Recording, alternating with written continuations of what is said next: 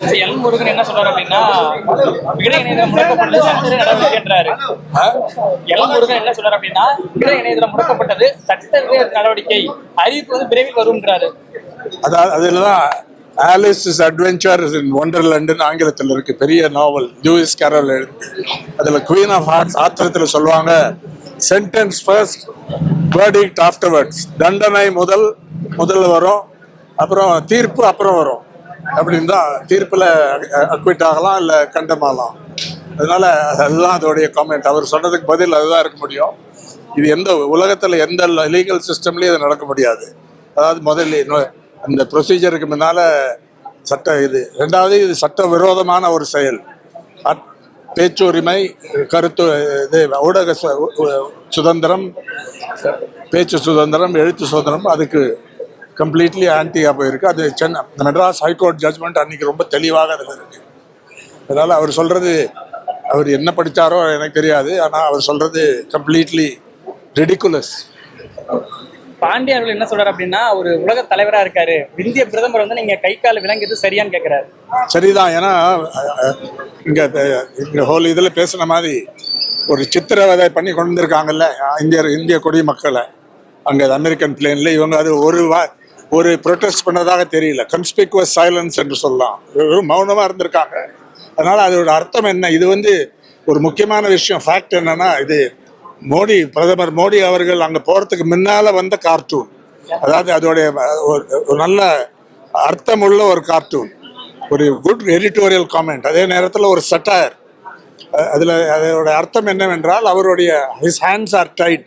அவருக்கு ஒன்றும் வாய்ப்பு இல்லை இது பண்ணுறதுக்கு. ஏன்னா ட்ரம்ப் டாரிஃப்ஸ்னு பேசுகிறாரு, பயங்கரமாக பேசுகிறாரு. ஒன்றும் நம்மளால் அதை எதிர்க்க முடியல. அதை கன்வே பண்ணுறது ஒரு எடிட்டோரியல் எழுதினா இது மாதிரி இருக்குமா? பல பேர் எடிட்டோரியல் எழுதியிருக்காங்க, விமர்சனம் பண்ணி இந்துவில் கூட வந்திருக்காங்க. அதை தடுக்க மாட்டாங்க. ஒரு தலைக்கீழாக இவங்க ஆக்ட் பண்ணுறாங்கல்ல. கார்ட்டூன் என்பதுக்கு ஒரு அந்த பவுண்டரிஸை புஷ் பண்ண முடியும். கார்ட்டூன் என்றால் அவங்களுக்கு ஸ்பெஷல் அலவன்ஸ் இருக்கும். அந்த இதில் முன்னால் இப்போ ஜவஹர்லால் நேருவை பற்றியோ, அன்றைக்கி கிருஷ்ணமேனன் மூக்கு இப்படி இருக்கும். கிருஷ்ணமேனனுக்கு அதிகமாக ஒரு ப்ரொனவுன்ஸ்டா கார்ட்டூன் பார்த்துருக்கேன். நேருவை பற்றியும் இந்த மாதிரி என்ன கார்ட்டூனுக்கு என்ன கேலி சித்திரம் உண்டு அந்த இதில். அதை இன்றைக்கி கூட இதில் போனீங்கன்னா ஃபார்மர் ட்விட்டரில் ஜவஹர்லால் நேரு என்று ஒரு ஹேண்டில் இருக்கு. ஜவஹர்லால் நேரு ஹேண்டில் அவர் அதுலேயே சட்டாயர்னு போட்டிருக்கோம். அடிக்கடி மோடிக்கு ஜவஹர்லால் நேரு ரொம்ப கைண்டாக இது சொல்லுவார், அட்வைஸ் கொடுப்பாரு, லெசன் கொடுப்பாரு. நீங்கள் இது சொல்கிறது தப்பு, இது இல்லை, இந்த மாதிரி வார்த்தை தப்பு அப்படின்னு சொல்லி அது இன்னைக்கு கண்டினியூ ஆகுது. அதுதான் அது கார்ட்டூனுடைய கேரக்டரே அதுதான். அதனால இது அதான் அவங்க சொன்ன மாதிரி மகாத்மா காந்தி அவர்களை பற்றி கார்ட்டூன் வந்திருக்கு. என்கிட்ட அந்த ஒரிஜினல் கூட இருக்கு. அதாவது காந்தி அவர்கள் வெளியில் வராரு, எல்லாம் பார்த்தா கோகோ கோலா, இந்த பார்த்தா அவர் ரொம்ப வியப்பு ஏற்படுகிறது. அந்த மாதிரி கார்ட்டூன் இருக்கு. முதலமைச்சர் ஜெயலலிதா அவர்களை பற்றி பல கார்ட்டூன் இருக்கு. சென்ட்ரல் மினிஸ்டர்ஸை பற்றி இருக்கு. அதே மாதிரி திமுக பற்றி லீடர்ஸை பற்றிய கார்ட்டூன்ஸ் இருக்கு. அது யாரும் இன்னைக்கு இருக்கக்கூடிய இந்த எதேச்சிகார இந்த அத்தாரிட்டேரியன் போக்குடைய ஒரு மோசமான ஒரு எக்ஸாம்பிள் இதுதான். ரெண்டாவது, அதை பற்றி நம்ம இன்னும் ஆராய வேண்டும். ஒரு கார்ட்டூனை மொத்தம் பிளாக் பண்ணல, ஹோல் வெப்சைட், அந்த போர்ட்டலில் பிளாக் பண்ணிட்டாங்க. பல யூஆர்எல் இருக்கக்கூடிய வெப்சைட் அதை பிளாக் பண்ணிட்டாங்க. கம்ப்ளீட்டாக பிளாக் பண்ண முடியல அவங்களால. இன்னைக்கு அது ஒரு இது ஃபார் ஹோப். நமக்கு கம்ப்ளீட்டாக பிளாக் பண்ண முடியல. எனக்கு கிடைச்சது கார்ட்டூன், நான் சப்ஸ்கிரைப் கூட பண்ணிட்டேன் விகடன் ப்ளஸுக்கு. அதை பார்த்துட்டு இந்த கார்ட்டூன் ஒயர்லேயும் அந்த கார்ட்டூனை அப்படியே ரீப்ரொடியூஸ் பண்ணியிருக்காங்க. அந்த பல பத்திரிகைகளில் பண்ணியிருக்காங்க. அதனால அது போயிட்டு இந்த மாதிரி ஒரு விஷயத்தை தடை செய்தால் அதிகமாக மக்கள் தான் அதை பார்ப்பாங்கிறதுக்கு இது ஒரு நல்ல எடுத்துக்காட்டு. பிபிசி இதை பண்ணாங்கல்ல, அந்த பிபிசி டெலிகாஸ்ட், அதாவது இந்தியா த மோடி கொஸ்டின் 2 பார்ட்டில் வந்தது. நாங்கள் சுப்ரீம் கோர்ட்டில் கூட போயிருக்கோம். அது எதிர்த்து தடை செய்தார்கள். அந்த பிளாக் செய்தது அதிகமான நபர்கள் தான் அதை பார்த்தாங்க. அதுதான் இருக்கக்கூடிய எவிடன்ஸ். அதனால இது கட்டாயமாக அவங்களுக்கு தோல்வி தான். முருகனுக்கும் அண்ணாமலைக்கும் வேற அந்த கும்பலுக்கும் தோல்வி தான் ஃபேஸிங் தம் என்று உறுதியாக இன்னைக்கு சொல்ல முடியும். போராட்டம் இது போராட்டம், பத்திரிகை சுதந்திரத்தை பாதுகாக்க போராட்டம், பாதிக்கப்பட்ட விகடனுக்கு தோள் கொடுக்க போராட்டம், முடக்கப்பட்ட இணையதளத்தை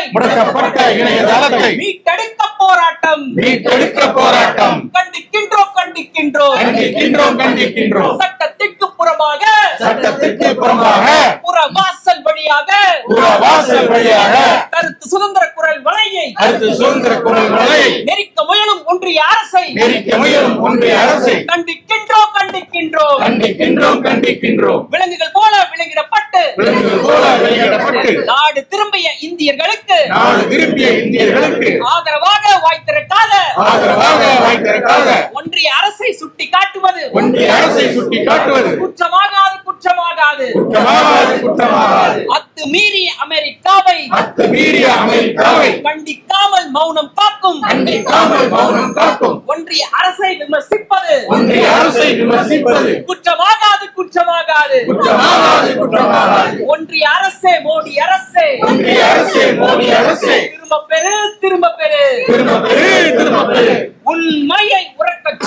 உண்மையை உறக்கச் சொன்ன விகடனுக்கு கொடுக்கப்பட்ட நோட்டீஸை திரும்ப பெறு. ஒன்றிய அரசே, மோடி அரசே, சட்டத்திற்கு புறம்பாக முடக்கப்பட்ட இணையதளத்தை செயல்பாட்டில் கொண்டு வர ஆவண செய். போராட்டம் இது போராட்டம், பத்திரிகையாளர்களின் போராட்டம், பத்திரிகையாளர்கள் ஒற்றுமை, பத்திரிகையாளர் ஒற்றுமை.